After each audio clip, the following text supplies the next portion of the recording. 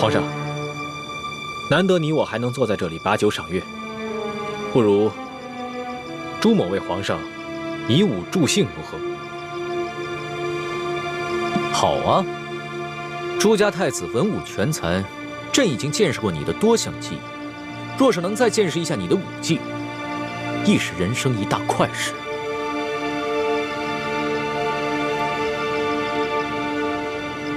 皇上，倾城自入宫以来，多蒙皇上照顾，倾城感激不尽。如今分别在即，就让倾城为皇上第一次献舞，也是最后一舞。丽妃以武向朕告别，也算是有心了。龙小弟、朱哥哥，你们千万不要动手啊！不管你们谁杀了谁，我都受不了。菩萨保佑，菩萨保佑啊！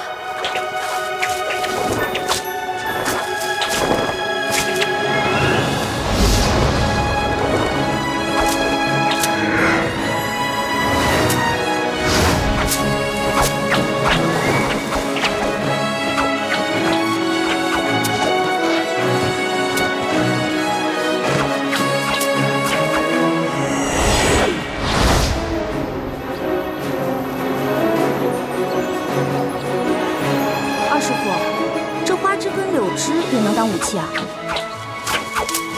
那当然了，咱们中原武术博大精深，练至最高境界，飞花摘叶都可伤人。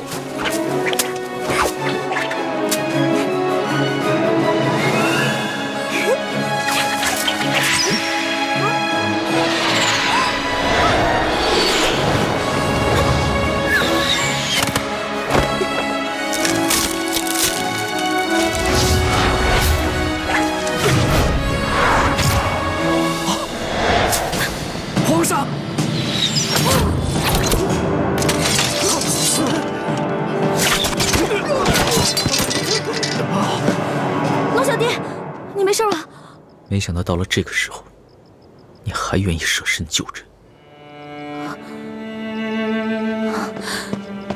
朱哥哥，你答应过我，你不会伤害龙小弟的。我并没有想要杀他，我以为你落在他的手里，所以在这花叶上下了毒，想让他受伤中毒，不得不放了你。那现在解药呢？只要他放我们平安离开，我自会交出解药。你没事？朕穿了你给的金蚕背心。一欢，你之前去哪儿了？我们都快担心死你了。我之前出宫了一趟，遇到了樊姐姐，我才知道你们在宫里有危险。我这次回来是跟你们同生共死的。大师兄，左额图不见了。一欢，你不该回来的。康熙已经布下天罗地网，我们逃不出去了。龙小弟，你真的要把我们全都杀了吗？太皇太后下了懿旨，要将你们这些反党一网打尽。好，我不求你放了我们，但我只有一个要求：杀了我，亲手杀了我。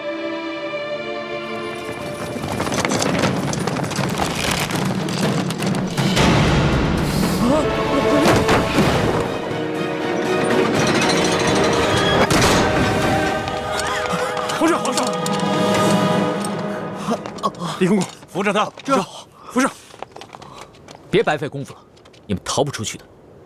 朱思轩、李易欢、雪倾城，尔等已是笼中困兽，不要再负隅顽抗了。若是你们肯归降于朕，朕保证既往不咎。皇上，还是让奴才把这帮朱明联盟的余孽全部拿下吧。退下。这朱思轩、李易欢、雪倾城，你们都听好了。你们虽然是前明的余孽，但是你们屡次救了朕的性命。如果朕现在就杀了你们，你们一定会认为朕是一个无情无义、残忍嗜杀的暴君。所以，朕决定给你们一个机会。龙小弟，你是说你要放了我们吗？如果你们觉得朕是一个好皇帝，能够造福百姓，那朕希望你们可以留下来，辅佐朕，打造一个太平盛世。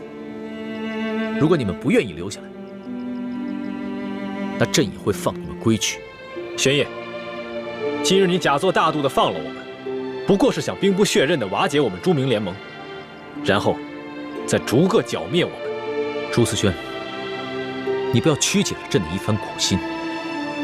你若是执迷不悟的话，只怕是江山未复身先死。你们要是不想留下，那朕可以放你们出宫。但是出了宫门，从今往后，你们就再也不是朕的朋友，而是我大清的敌人。玄烨，今日你放了我，总有一天你会后悔的。你不是说过吗？说朕胸怀宽广，能容常人之不能容。朕和你一样，恩怨分明。你们屡次救过朕的性命，朕受了你们的恩惠，放你们出宫，也算是还了这份情谊。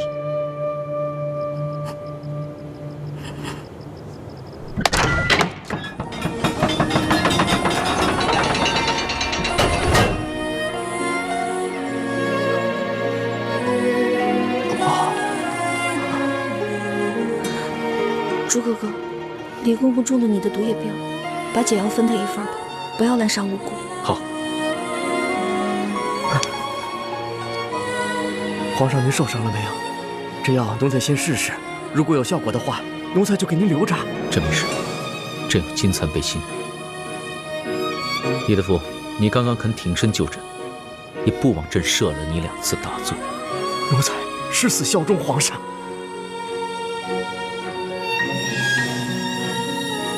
所图，奴才在。传朕旨意，放李欢、朱慈轩、雪倾城3人出宫，3日之内不得追捕。3日之后，他们就是朕的敌人，一经发现，立即捕杀，绝不留情。奴才遵旨。你们听到了吗？放他们出宫。现在是走是留？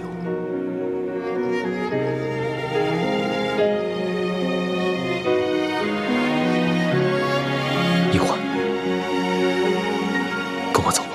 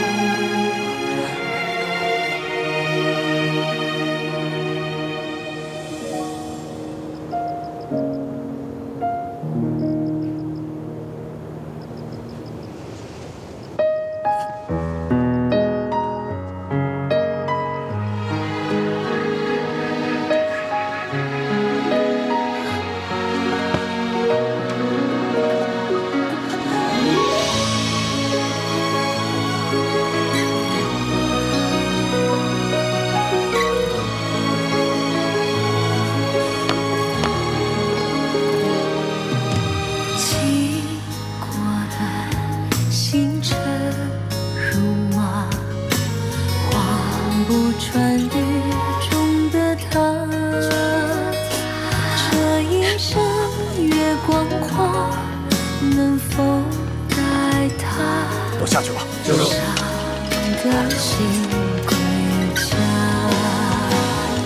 愿做他掌上的明珠，献上我纯真的祝福。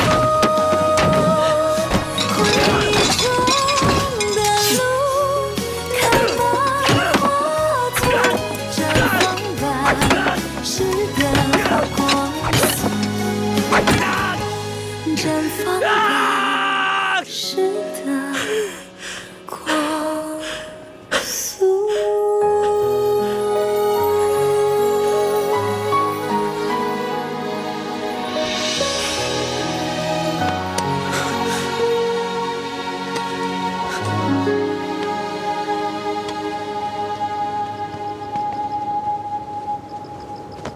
皇上，你可是一国之君呢，为何置大清安危不顾啊！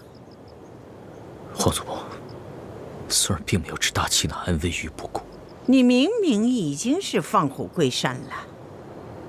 皇祖母，朱仁义，朱信南，朱思轩是一个难得的文武全才，若是能为我大清所用，那将是我大清之福。他若是不臣服呢？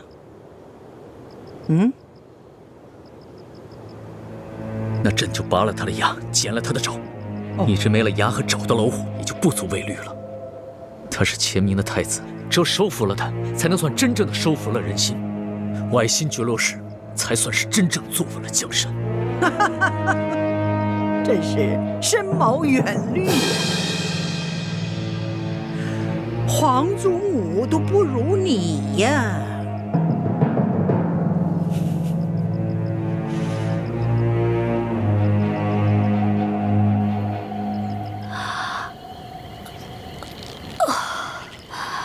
这呆若木鸡散的药效总算是过去了。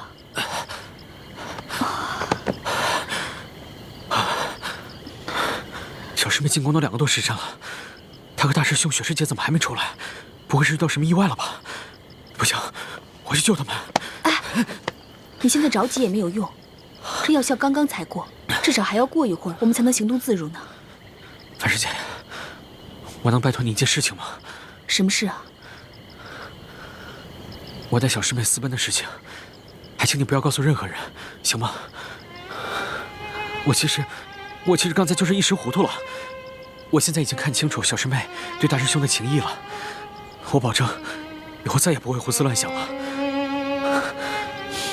放心吧，我也不想破坏你和大师兄之间的情分。再说，我和吴应奇的事情，你也一直在师父面前帮我说话，我心里也很感激。樊师姐别这么说，我们10姐弟从小一同长大，虽然不是亲姐弟，却胜似亲姐弟，彼此照应也是应该的。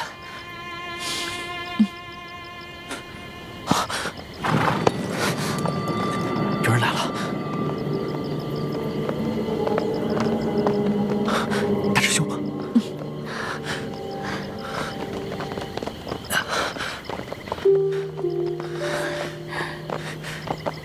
大师兄，雪师姐，小师妹，你们总算脱险了，刚刚把我和叶师弟都给急坏了。此地不宜久留，我们先离开这儿，上车再说吧。好。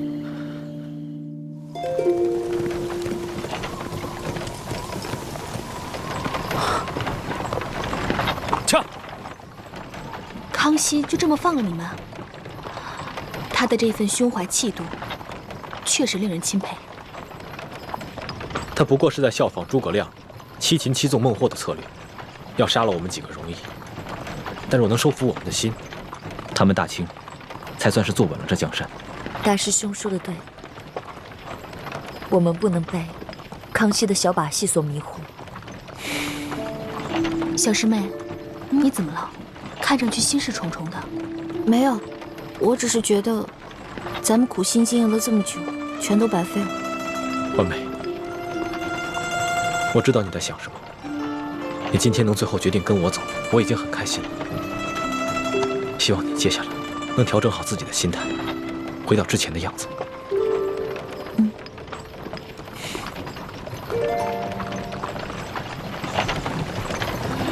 撤！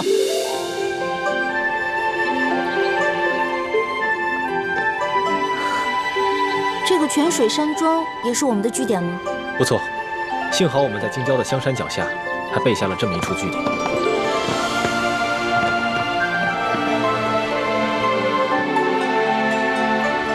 这是大明最后一个皇帝，大明最后一个皇后之灵位，这是你母亲的灵位，而其他这些，都是我大明的重臣义士。有的是为了保护当年还是婴儿的你被清军所追杀，有的是为了光复我大明所牺牲的将士。欢儿，如果他们在九泉之下知道了当年自己用性命换下来的大明后人，不但不想着为他们报仇雪恨，还爱上了他们最大的仇人大清的皇帝，你说他们在九泉之下，能瞑目吗？晋王，不要生气了。欢儿也不是有心背叛我们的，只是不知不觉中了康熙的诡计，被他的虚情假意所迷惑了。欢儿，你怎么那么傻呀？你怎么能相信一个帝王的情爱和仁义呢？这是人间最虚幻的东西。好在欢儿已经离开了紫禁城，再也见不到康熙了。他慢慢会醒过来的。好，欢儿，你现在就当着诸位师长的面发下毒誓，从此再也不要理康熙，再也不要对他动心，跟他一刀两断，势不两立。否则的话，你将永堕无间地狱，永不得超生。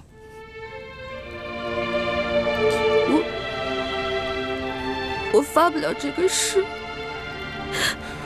因为我做不到。我那样就是欺骗了各位师长，而且我也怕永堕无间地狱，不得超生。你，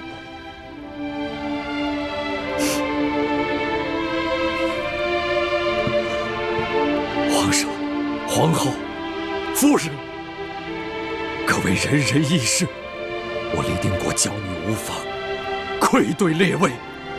列位在九泉之下难以瞑目，我李定国如今又有何面目苟活于世上？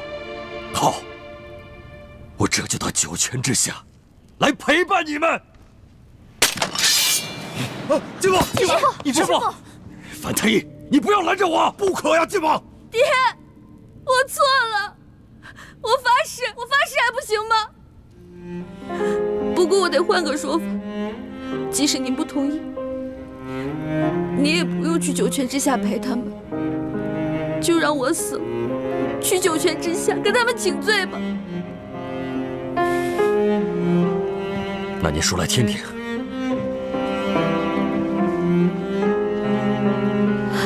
各位神灵在上，各位亡灵在上，我李易欢发誓，以后我尽量不会去想他，我尽量忘了他，我尽量不见他。但是如果我实在忘不了他，我会把他藏在我的心里的一个小角落里，不会因为他而影响到我各位师父还有亲友的情谊，也不会因为他而影响到光复大明的大业，如有为师，那就让我一辈子只能吃糠咽菜，再无福享受人间诸般美食，一辈子只能穿粗布麻衣，再也无福享受人间诸般美衣，让我变成一个丑丫头，不敢照镜子，人见人讨厌，人见人唾弃。啊！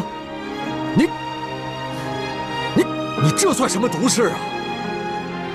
师父，这个誓言对于我们来说可能不算什么，但是小师妹生性贪吃臭美，这个誓言对于她来说已经比死还要毒了。义父，诸位师父，易欢虽然任性妄为，但在此类大是大非面前，绝不敢用谎言来欺瞒各位师长。更何况，情之一字，不是说有就有，说没有就没有的。易欢能立下此誓，已是真心在悔过了。还请诸位师父就原谅他吧。晋王，太子说的对，过不了些时日，花儿会把那个人忘了的。可是，他只说尽量做到，万一他要是做不到呢？爹，我这辈子最怕的不是死，我最怕的是吃不到美食，穿不到美衣，最怕的是变丑。我都发了如此毒誓了，如果你还不满意的话，那你就杀了我吧。你，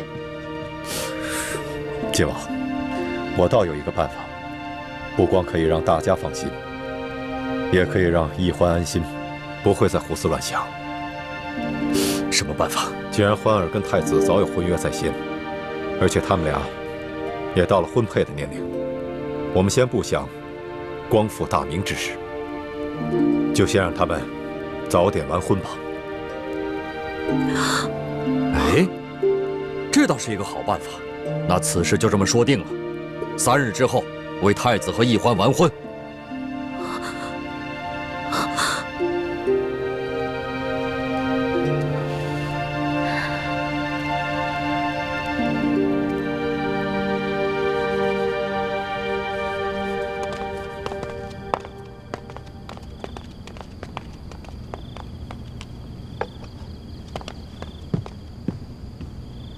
皇上，请用茶。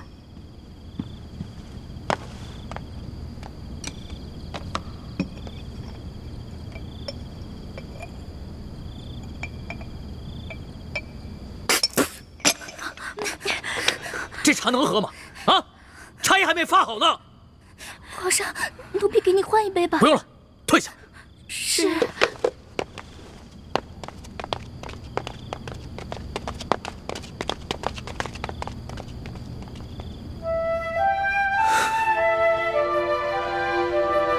欢儿，你在哪儿？你可知道真正在想你，也在想朕呢。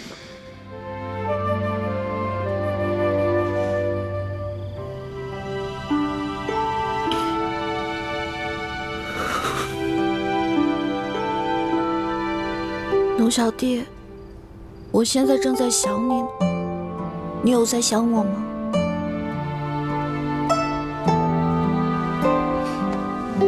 不过以后都不能再想你了，不然我就要一辈子只能穿粗布麻衣，吃糠咽菜，变成一个连镜子都不敢照的丑丫头了。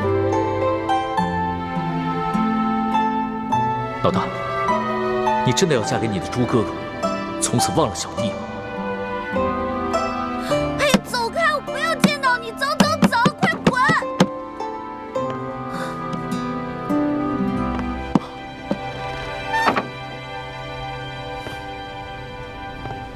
小师妹，我知道你讨厌我，但我不会滚的。叶哥哥，你误会了，我没有说让你滚。你穿成这样，你要去干嘛呀？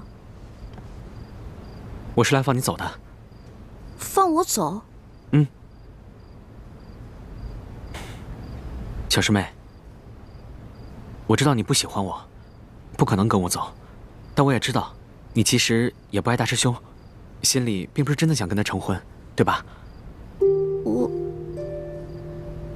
你去后门吧，我在那里给你准备了一匹快马。可是什么呀？可是，机不可失，失不再来啊！你要是不想看到你爹自刎在你面前，你就只能悄悄逃走了。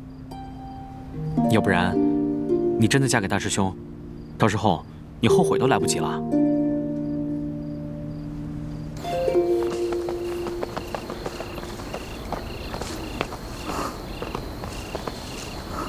小师妹，快上马吧。小师妹，叶师弟，这么晚了，你们这是要去哪儿啊？樊姐姐是你啊，吓我一跳。小师妹听说这后山有萤火虫，想让我带她来抓姐这回去玩，是吧？这山上哪来的萤火虫啊？我看你是想带小师妹逃走吧？樊姐姐，我求求你了，你就让我走吧。小师妹啊，不是我不想让你逃，大师傅他们早就想到你可能要逃婚了，所以特地派我来盯着你呢。樊师姐，你和吴英奇也是相爱不能相守，己所不欲，勿施于人，就放小师妹走吧。嗯。小师妹，虽然从小我爹就偏爱你，让我心里一直耿耿于怀，但我一直把你当亲妹妹一样疼爱，也希望你能够幸福。你走吧，只是现在别骑马，以免惊动了师傅们。等走远些再上马吧。樊姐姐，谢谢你。走吧。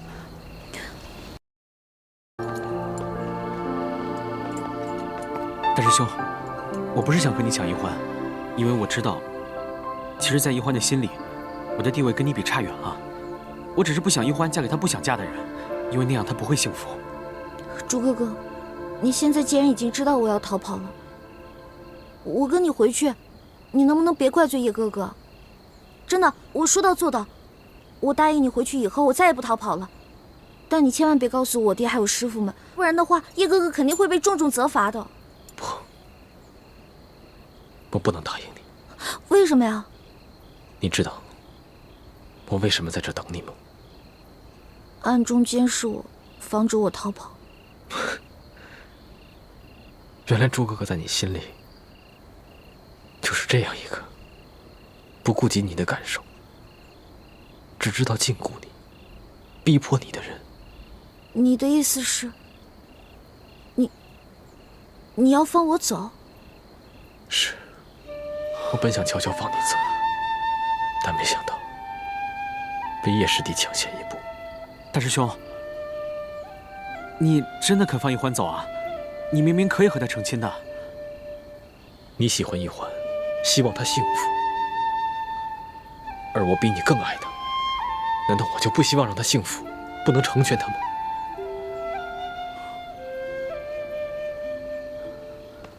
欢梅，你我从小青梅竹马，两小无猜，更有婚约在前，所以你在我的心里一直是我的太子妃，谁也抢不走。但是我答应过你，要让你幸福，绝对不会勉强你。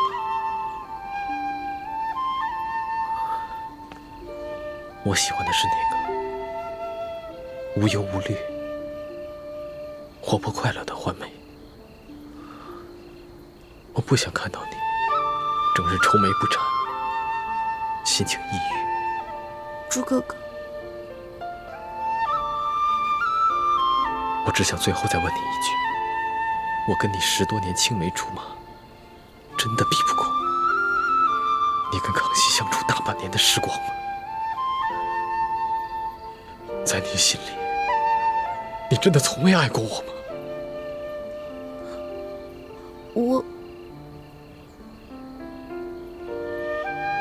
只要你愿意嫁给我，我会尽力让你这辈子幸福快乐。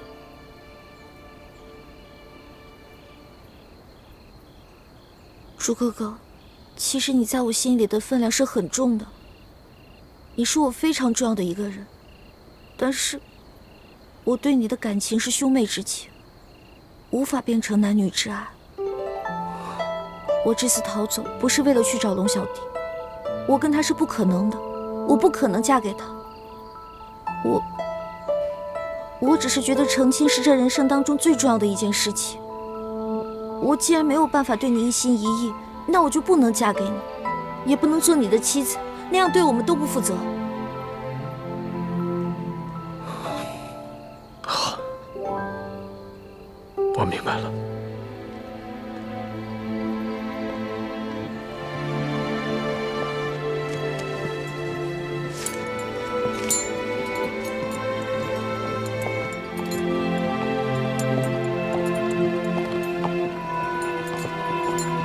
我给你准备了一匹马，还有一包你最爱吃的零食，包里面还有一些银两。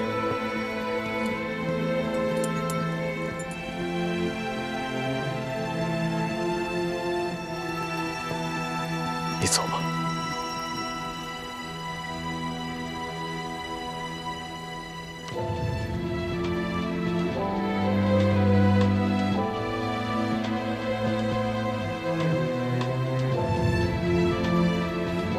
朱哥哥，谢谢你。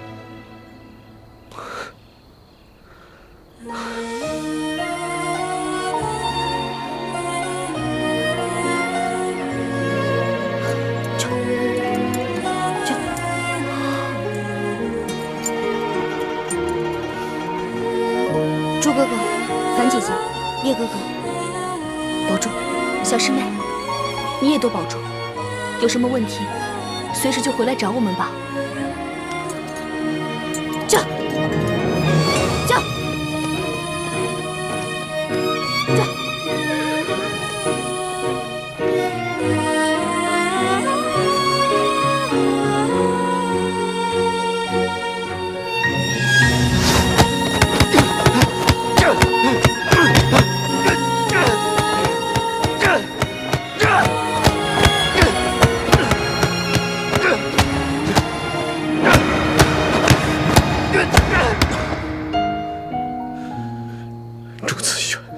定真可怜。你不仅失去了你的江山，连你心爱的女人都保不住。你就是一个懦夫！懦夫！啊！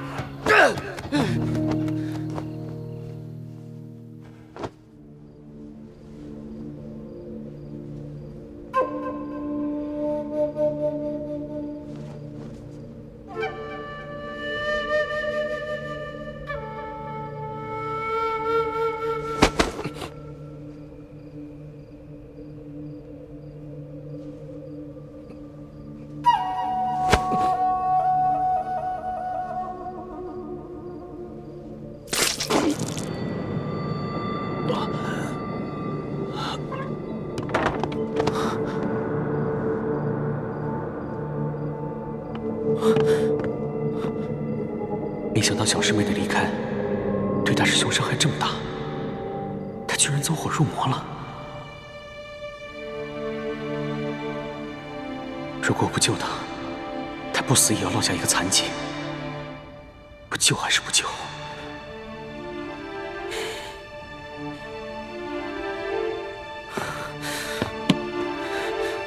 如果我不救他，以后玉欢知道了，一定瞧不起我，更加不会理我。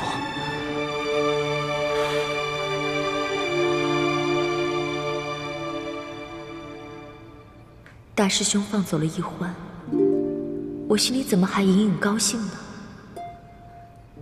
倾城，你醒醒吧！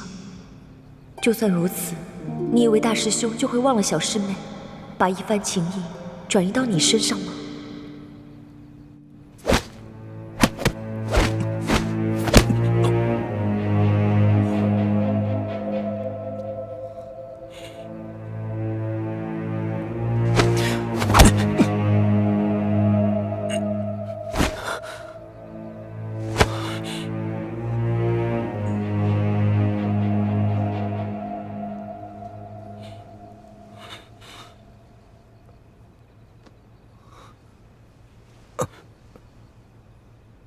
叶师弟，我没想到你会牺牲自己的内力来救我。之前是我错看你了。大师兄，我是喜欢易欢，但我比你更难得到她，所以我才会放她走。可我没想到的是，你明明可以得到她，却也宁愿放她走。如果换作是我，我做不到。我打心里佩服你，好兄弟。这个，好，慢点，这好放。怎么了？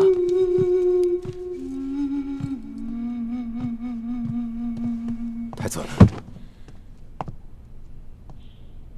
义父，诸位师傅，我跟欢妹的婚事取消了。什么？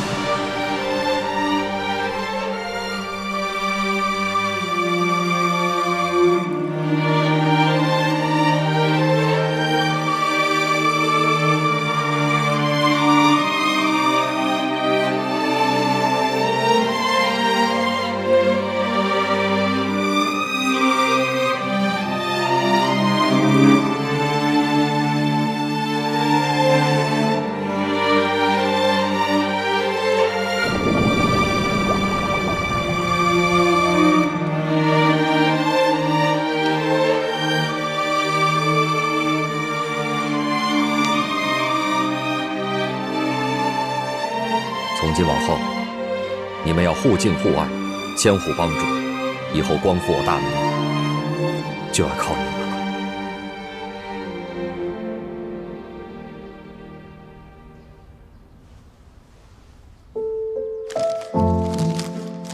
这个给你，我们和好吧？猪哥哥，你也吃啊？你吃吧，我不喜欢吃。给，来，玉环妹妹。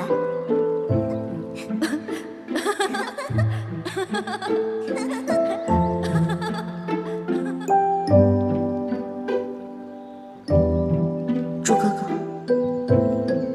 虽然你放我走了，可你心里肯定是希望我留下来。我就这么走了，你一定会很难过。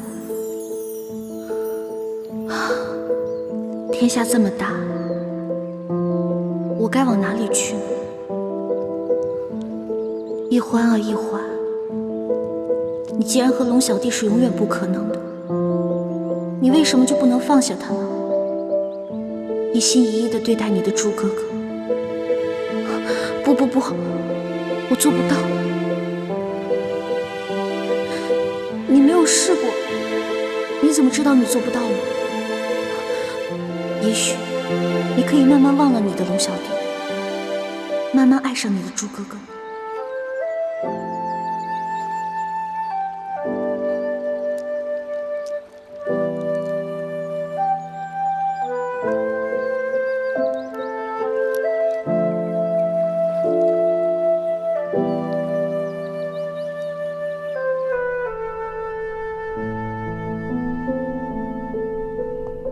太子，你怎么这么糊涂？欢儿任性，难道你也不明事理吗？我这就去追他，我就不相信，我拼着性命不要，却换不来他的回心转意。义父，你不要去追易欢了，他夜里就走了，你追不上的。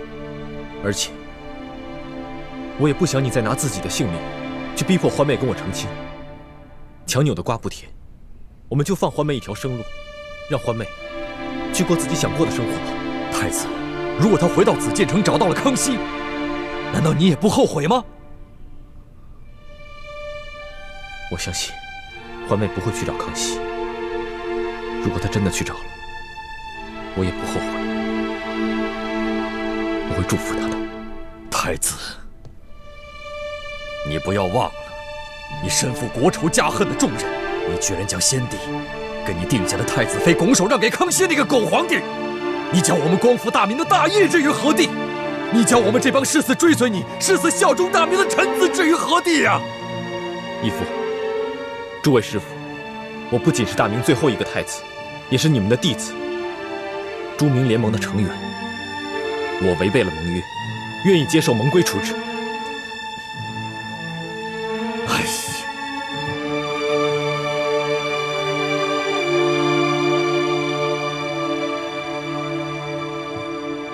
你可知你犯了哪条盟约？该当受何处置？弟子知道。不遵师命，鞭责20；私放联盟成员脱离联盟，鞭责40。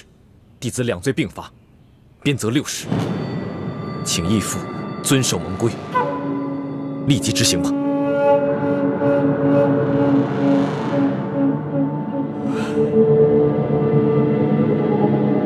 联盟执法弟子何在？在。大师父，大师兄虽然私放一欢，犯了盟规，可他毕竟是大明的太子，不是寻常联盟弟子，当有豁免权。还望大师父收回成命，饶过太子这一回吧。求大师父收回成命，饶了大师兄吧。你们不必为我求情，正因为我是太子，更应该以身作则，坚守盟规。更何况我是明知故犯，如果义父和诸位师父不惩罚我，以后还如何管理好联盟？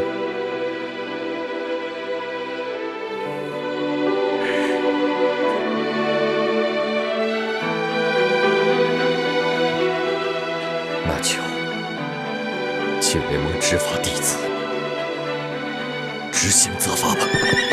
驾！驾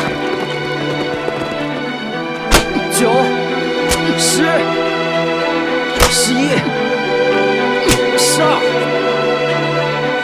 13、14、15、16、17、18、19、晋王，你看是不是略施责罚就可以了？不用鞭责60这么多。24、25、26。太子要以身维护盟规的威严，维护他自己的声望。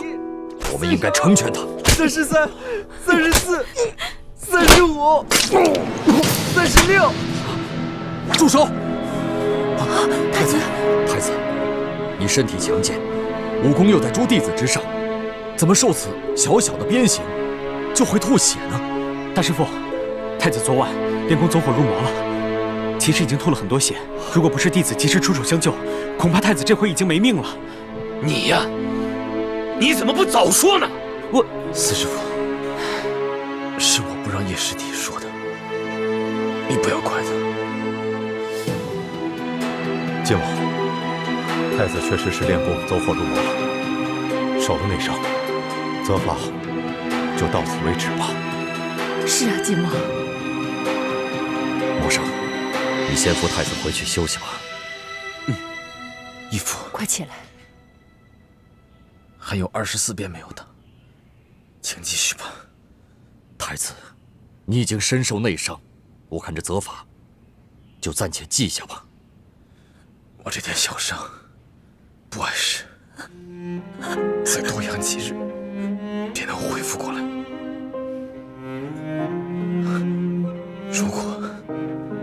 如果因此减免了对我的刑罚，以后还何以复仇？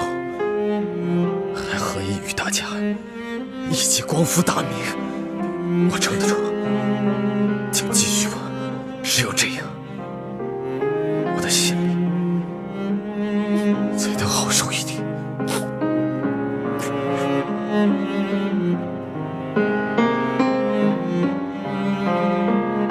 继续。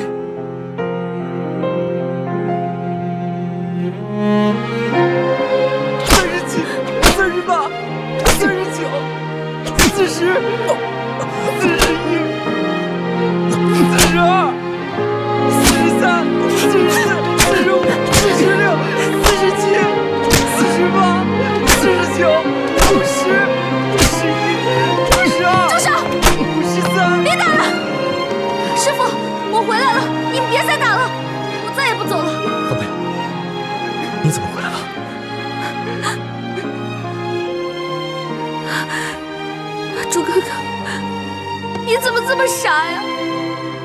你不该回来，你快走，快走啊！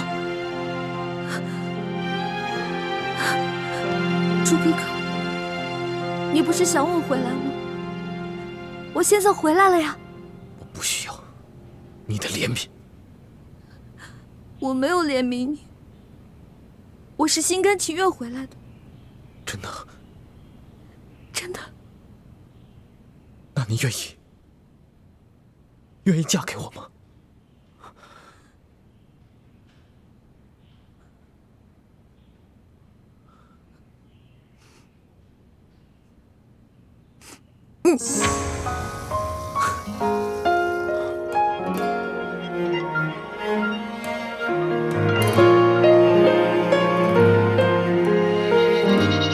那你真的放下康熙了吗？朱哥哥，请你再给我一点时间，让我慢慢忘了龙小弟，行吗？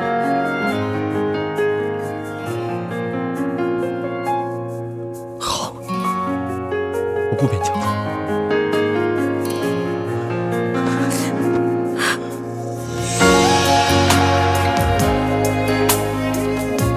对不起了，龙小弟。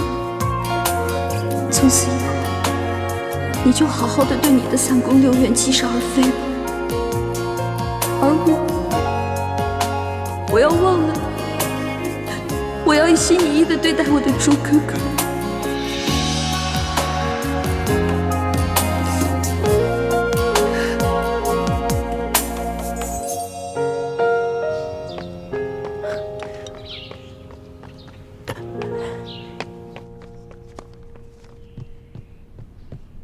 皇上，黑狐的飞鸽传书。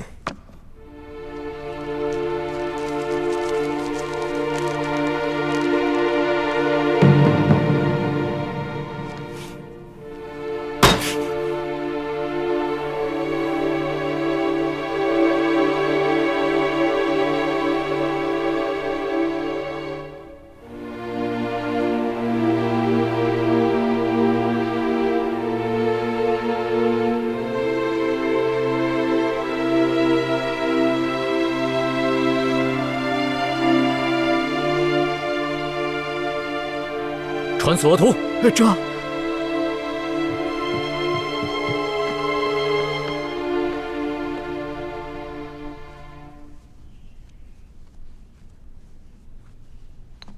太子，你练功走火入魔，受了内伤，现在又受了不轻的外伤，在你伤好之前，最好不要动用真气跟他人交手，不然你这个伤势会缠绵不愈啊。徒儿明白。晋王，皇儿已经回来了，那他跟太子的婚事还照常举行吗？今天本就是定好的大喜日子，太子虽然受了伤，但是却行动无碍。我看婚礼还是继续举行吧，以免夜长梦多。太子，你觉得怎么样？欢妹，你不会改变主意了吧？我没有，我只是担心你的身体。我的身体不碍事，既然你能回来，就是最好的灵药。好，那就这么说定了，今天就给太子和易欢完婚。好，可是这吉时已过了呀。哎，不要紧的，择时不如撞时。既然易欢他能够迷途知返，及时赶回来，这就是最大的吉事。至于吉时嘛，自然就是顺其自然。咱们大家都赶快动手，把大厅重新布置一下。好吧，只怕最快也要等到晚上才能举行婚礼了。晚上就晚上吧，给他们拜堂之后，刚好就让他们进洞房。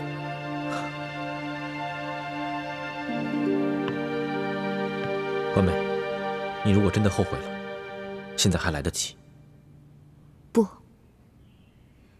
一切听从师父跟爹的安排吧。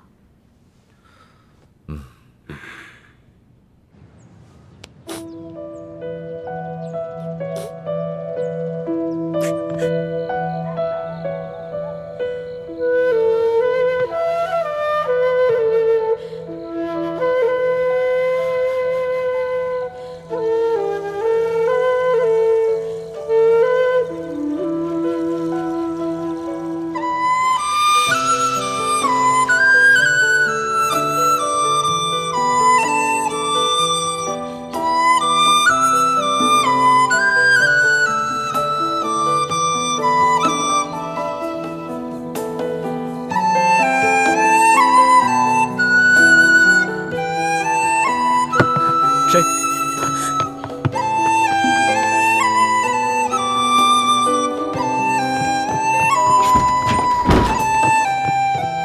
大师兄，倾城，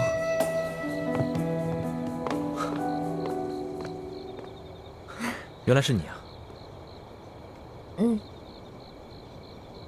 我是来给你送礼物的。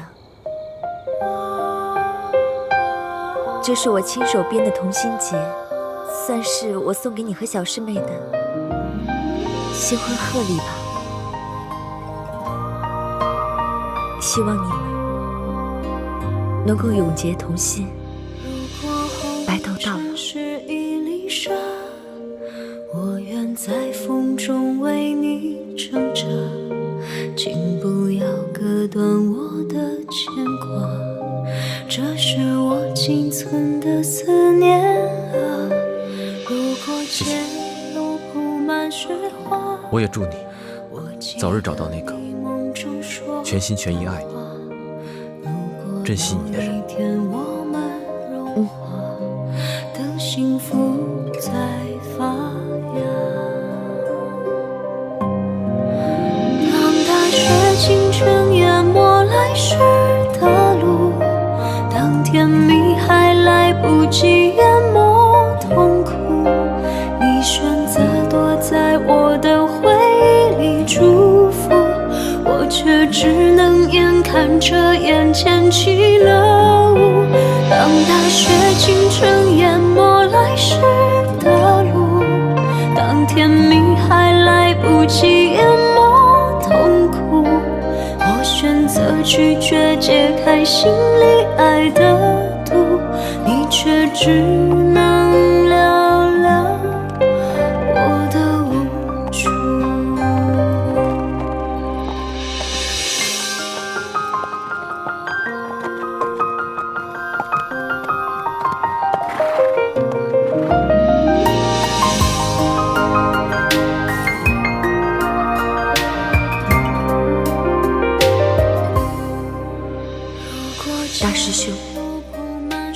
请原谅我的不辞而别。我没有勇气看着你与小师妹成亲。我祝你们幸福。等幸福在发芽。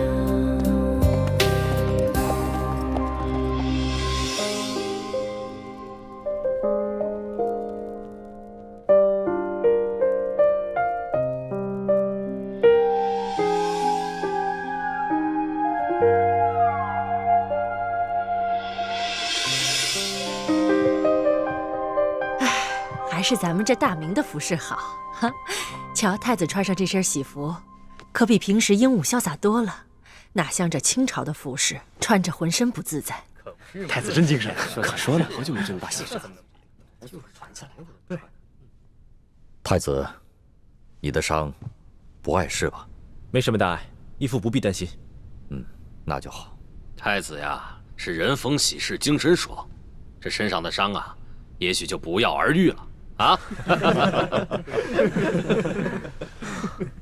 太子，你叫错了，你马上就要跟奕欢成亲了，你还在叫晋王义父，应该叫爹。这也算亲上。对，是啊，爹。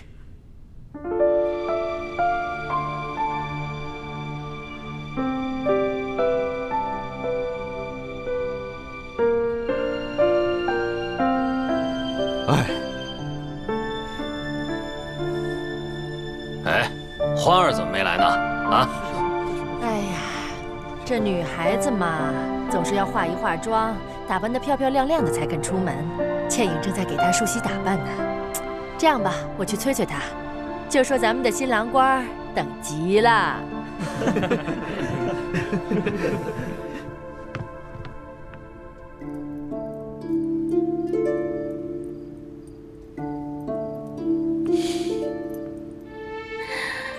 我们家欢儿好美。好了，我们可以出发了，可千万别让新郎等太久。樊姐姐，等你出嫁的那一天，到时候我也为你梳妆吧。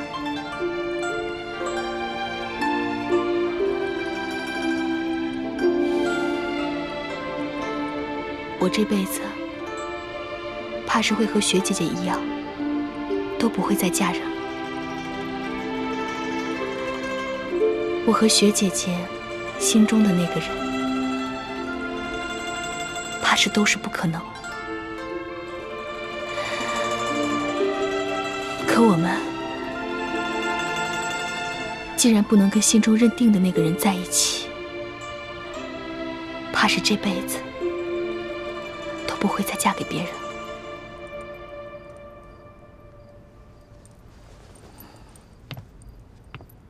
樊姐姐，姻缘二字是这世上最难说的了。我们会遇到有情无缘的人，可有些人却是命中注定。我跟你其实是一样的，在我心里的那个人，我跟他注定是不可能，所以我们是有情无缘。可我跟朱哥哥呢，就是命中注定。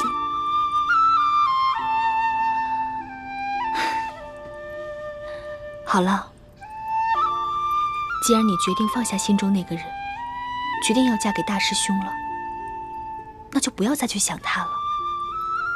不然的话，不仅会伤了大师兄，还会伤了大家的心，更会伤了你自己的心。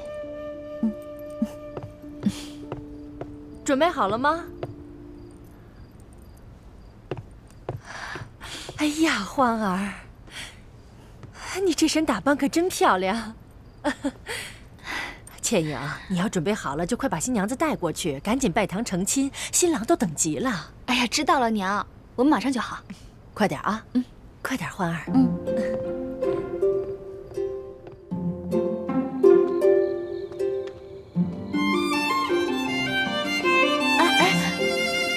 我不想盖这个盖头了，什么都看不见。哪有新娘子不盖盖头的呀？乖。等一下，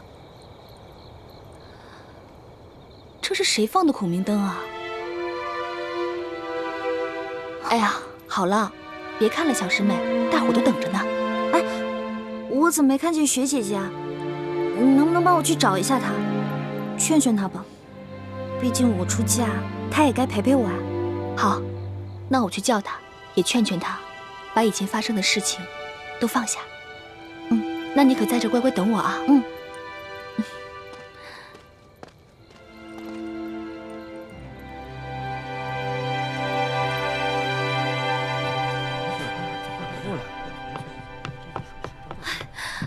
不好了，徐姐姐不见了。啊？不见了？哎，小师妹呢？新娘子也不见了。叶欢不是跟你在一起吗？我刚刚给她打扮完，在扶她来拜堂的路上，小师妹突然想起雪姐姐不见了，让我去找雪姐姐。结果我这雪姐姐没找着，回来路上小师妹也不见了，我还以为她自己来大厅了呢。这可怎么办？这可怎么成亲啊？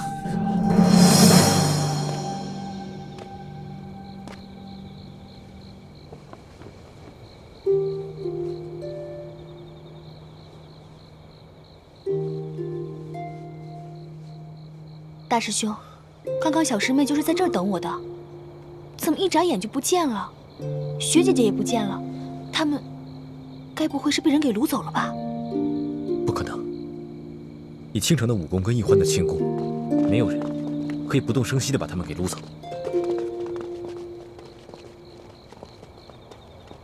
大家都四处找遍了，也没有找到雪倾城和易欢，真是奇怪，他们能去哪儿了呢？倾城这孩子有些心事，咱们是看着他长大的，心里自然都明白。他大概是没有勇气看到太子和易欢成亲，所以便不辞而别了。可是欢儿又去哪儿了呢？他不会又逃婚了吧？可是这次是他自己回来的，他还说已经想明白了。忘记康熙一心一意对太子。我觉得这次欢儿是下定决心要回来跟太子成亲的，只怕是临时又动摇了，又没法面对太子和我等师长，所以便不辞而别。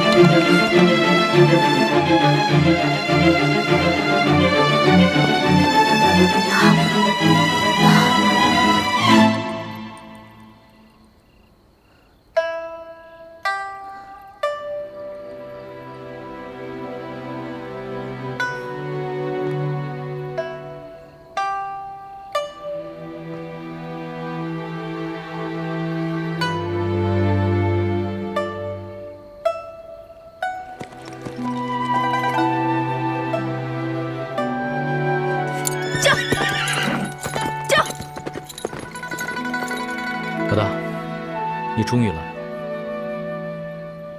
你这穿的是明朝的新娘服吧？真美。你看到了，今天是我大喜的日子。你这么着急来见我，是想当面祝福我呢，还是想趁机把明珠谷的人一网打尽呢？都不是。小弟是毒瘾发作，想和老大赌2把。我还要回去拜堂呢，没时间跟你赌。赌的不是骰子，赌的是心。第1把，朕放一盏孔明灯，赌你能不能看见。若是你没有看见，或者是你看见了不来，那朕就输了。幸好你看见了，而且你孤身来见朕，就说明朕赢了。不，你输了。我孤身来并不是想见你，而是想告诉你，我要嫁人了。如果你还念着一点我们之前的旧情的话，就请你别打扰我今天的洞房花烛之夜，也别派你的兵来追杀我们。朕若是要派兵追杀你们的话，就不会用这样的方式跟你见面。朕不相信你会嫁给朱思轩，朕也接受不了你嫁给朱思轩。朕第二把赌的就是，等你见到朕之后，你是否愿意跟朕走？那我现在就告诉你，你输了。未必吧。朕不相信你心里没有朕，就像朕忘不了你一样。一得到你要成亲的消息，朕就六神无主了。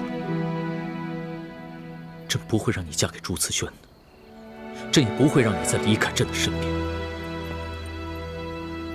你怎么知道我今天要成亲了？因为你我是同月同日生，又是结拜兄弟，所以心有灵犀一点通啊。你别骗我了，我跟你只是同月同日生，可我跟朱哥哥却是同年同月同日生，我跟他的缘分不比你强吗？我问你，是不是我们谷里还有你的奸细？老大，不对，欢儿，复明是不会成功的。你与其等着做什么朱明的太子妃，不如做我大清的皇妃。你虽是汉女，但是朕可以给你抬一个旗级。你虽然当不了皇后，却能得到朕的专注。我现在已经不是你的老大了，你也不再是我的龙小弟了。我们两个结拜，对你来说不过是一时兴起的玩笑，而对我来说就是一场梦。如今梦醒了，我们都不要再这样继续下去了。我根本就不想要你的什么专宠，跟我一点关系都没有。你走吧，今天就当是我们最后一次见面。别再口是心非了，朕不相信你的心里没有朕，要不然的话，你为什么要在成亲之夜偷偷的跑出来见朕？你快走吧！你现在再不走的话，被我爹跟师傅看到了，你可就完了。你看看，你还是那么关心朕。今夜你不跟朕走的话，朕是绝对不会走的。你简直就是个无赖！你现在拿下一个真龙天子，拿下一个九五之尊啊！真龙天子、九五之尊，那是对别人而言。在你的面前，以前朕是你的龙小弟，以后朕是你的男人。走开！走开！走开！你打吧，你打死朕吧！你要么打死朕，要么跟朕走。我恨你！我恨你！我恨你！我恨你！我恨你！你现在让我怎么办？我该怎么办？我已经发过誓，我心里不能再想你了。如果我再想你的话，那我就一辈子吃糠咽菜，穿粗布麻衣，变成一个丑女人了。